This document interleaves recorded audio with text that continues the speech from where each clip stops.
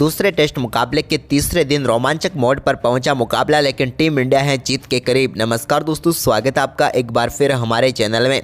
दोस्तों, भारत और इंग्लैंड के बीच तीसरे दिन के खेल में शुभमन गिल के शानदार शतक के बाद टीम इंडिया की गेंदबाजी में एक बार फिर कमाल के दम पर टीम इंडिया इस मुकाबले में मजबूत पकड़ बना चुकी है। तो दोस्तों, हम आपको तीसरे दिन के खेल का पूरा हाईलाइट बताएंगे कि किस प्रकार से टीम इंडिया ने इस मुकाबले में शानदार परफॉर्मेंस करते हुए इस मुकाबले में बेहद ही शानदार तरीके से टीम इंडिया आगे हो चुकी है। तो दोस्तों, पूरा हाईलाइट जानेंगे, लेकिन उससे पहले आप भी शुभमन गिल और टीम इंडिया के शानदार परफॉर्मेंस को देखकर खुश हैं तो इस वीडियो को लाइक जरूर कर दें और साथ ही साथ अभी तक हमारे इस चैनल को सब्सक्राइब नहीं किया तो चैनल को सब्सक्राइब करके बेल आइकन जरूर दबा लें। तो चलिए दोस्तों, जानते हैं तीसरे दिन के खेल का पूरा रोमांच शुरुआत से ही।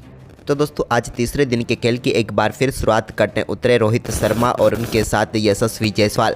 लेकिन दोस्तों, आज तीसरे दिन के खेल में भारतीय टीम की शुरुआत अच्छी नहीं हुई और 7वें ओवर की चौथी गेंद पर जेम्स एंडरसन ने रोहित शर्मा को बोल्ड करके पेविलियन भेज दिया। रोहित शर्मा अपने आज के मुकाबले में कुछ भी रन नहीं कर पाए और कल के स्कोर पर ही जेम्स एंडरसन का शिकार बनकर पेविलियन लौटे।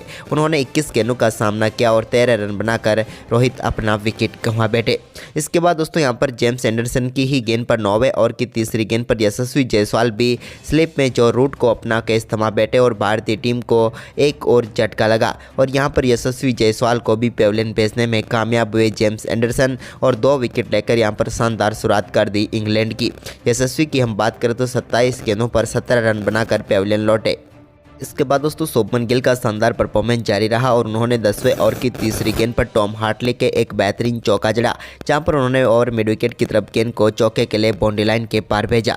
तो वहीं पर इसके बाद उनके बल्ले से इस मुकाबले का पहला छक्का 17वें ओवर की आखिरी गेंद पर देखने को मिला, जहां पर उन्होंने प्लेट सामने की तरफ शानदार छक्का जड़ा शोएब बशीर की गेंद पर। तो वहीं पर इसके बाद 18वें ओवर की चौथी गेंद पर भी उनके बल्ले का एज लगकर गेंद 4 रनों के लिए चली गई। हालांकि स्लिप में खड़े थे जो रूट, लेकिन से गेंद थोड़ी दूर रही और भाग्यशाली चौका यहां पर मिला।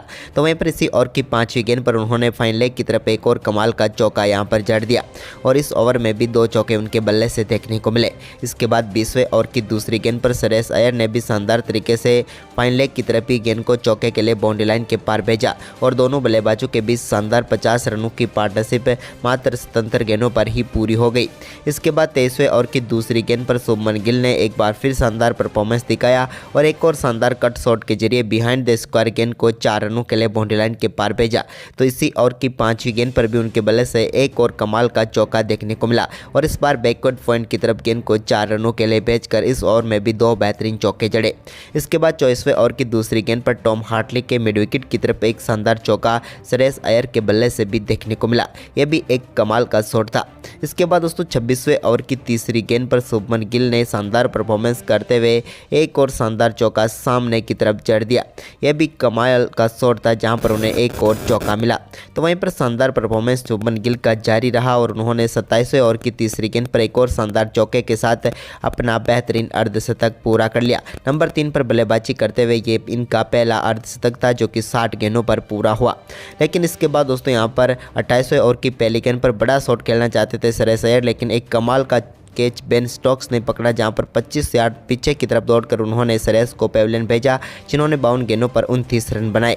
इसके बाद नए बल्लेबाज रजत पाटीदार क्रीज पर उतरे तो उन्होंने 31वें ओवर की पहली गेंद पर एक कमाल का चौका यहां पर स्क्वायर लेग की तरफ चढ़ दिया। कमाल का शॉट था यह भी। लेकिन इसके बाद दोस्तों, यहां पर 31वें ओवर की आखिरी गेंद पर रजत पाटीदार भी अपना विकेट गंवा बैठे।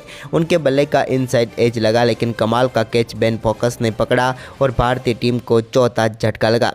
अच्छी बल्लेबाजी जरूर कर सकते थे रजत पाटीदार, लेकिन इस मुकाबले में 19 गेंदों का सामना करने के बाद 9 रन बनाकर पेविलियन लौटे। इसके बाद नए बल्लेबाज अक्षर पटेल क्रीज पर उतरे तो उन्होंने शानदार तरीके से लंच ब्रेक तक टीम इंडिया का और भी कोई विकेट नहीं गिरने दिया।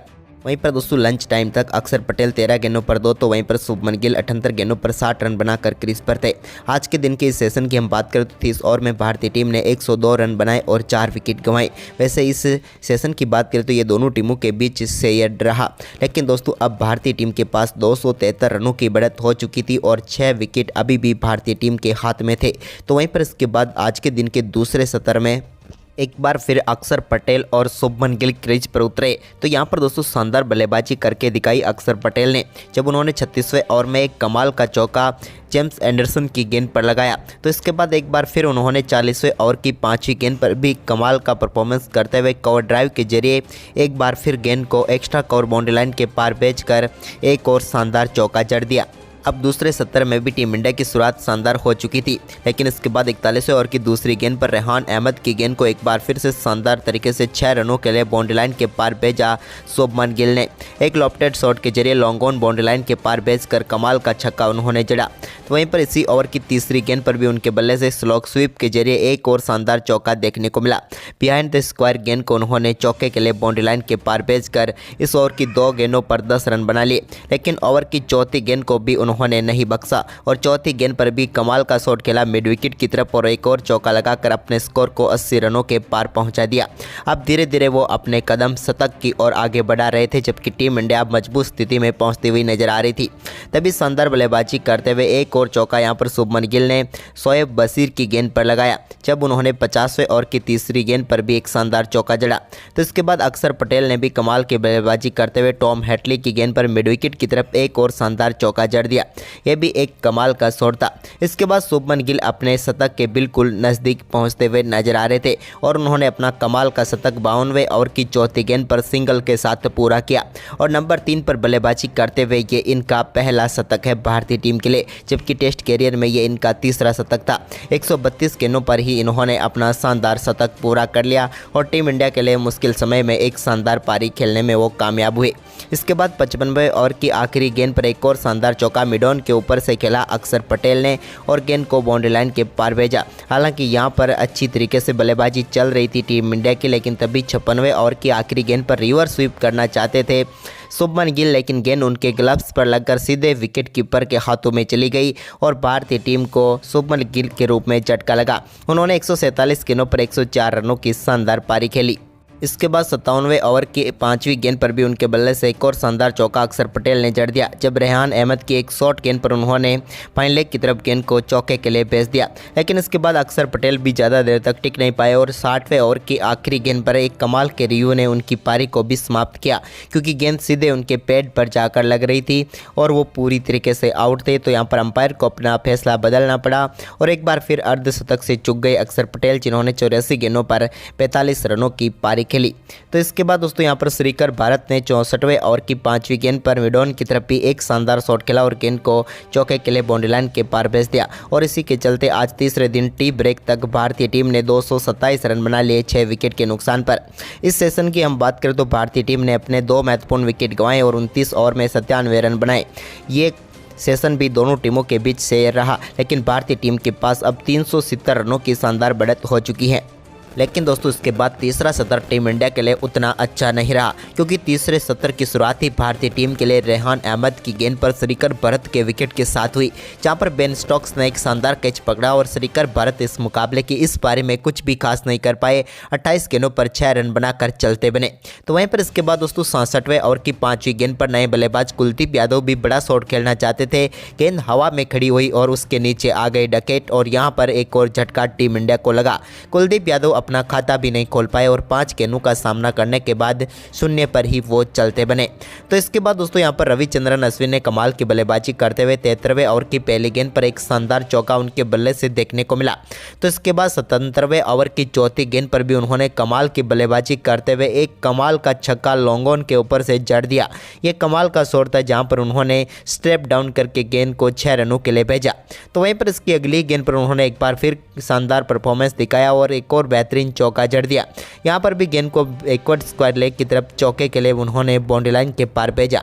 लेकिन इसके बाद दोस्तों टीम इंडिया को एक और झटका 78वें ओवर की चौथी गेंद पर लगा, जब जसप्रीत बुमराह के बल्ले से गेंद किनारा लेकर सीधे स्लिप में खड़े बेयरस्टो के हाथों में चली गई और भारतीय टीम को एक और झटका लगा। जसप्रीत ने अश्विन का बढ़िया साथ दिया, 26 गेंदों का सामना किया, लेकिन खाता नहीं खोल पाए।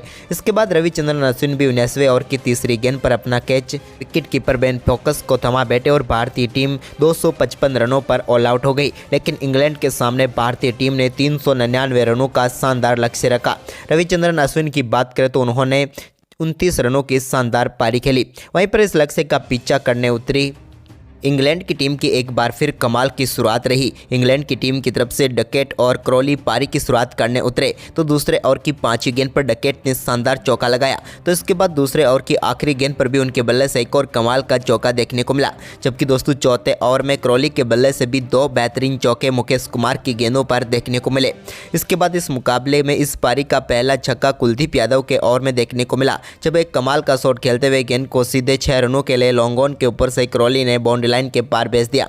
तो इसके बाद दोनों बल्लेबाजों की दमदार बल्लेबाजी जारी रही और दोनों बल्लेबाजों ने शानदार परफॉर्मेंस करते हुए टीम के लिए एक बार फिर कमाल की शुरुआत के साथ ही 50 रनों की पार्टनरशिप पूरी कर डाली, मात्र 65 गेंदों पर ही। लेकिन इसके बाद 11वें ओवर की 5वीं गेंद पर रविचंद्रन अश्विन ने डकेट को यहां पर एक कमाल के श्रीकर भरत के कैच के चलते पेविलियन भेज दिया और भारतीय टीम के नाम पहली सफलता कर दी।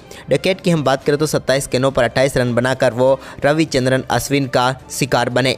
वहीं पर इसके बाद दोस्तों आज के दिन का तीसरे सत्र का खेल भी समाप्त हो गया। इंग्लैंड की टीम ने 14 ओवर में 67 रन बना लिए 1 विकेट के नुकसान पर, लेकिन अभी भी इनकी टीम को 332 रन चाहिए जीत के लिए, जबकि भारतीय टीम को 9 विकेट। तो दोस्तों आपको क्या लगता है कल टीम इंडिया इस मुकाबले को जीत पाएगी? आप हमें अपनी राय कमेंट बॉक्स में जरूर दें। धन्यवाद।